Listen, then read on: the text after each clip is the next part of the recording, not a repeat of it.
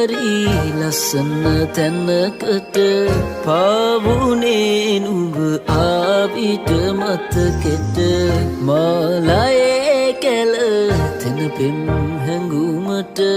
තීරණේ විතරක් ඇති හනිකට සෝබනී නුඹ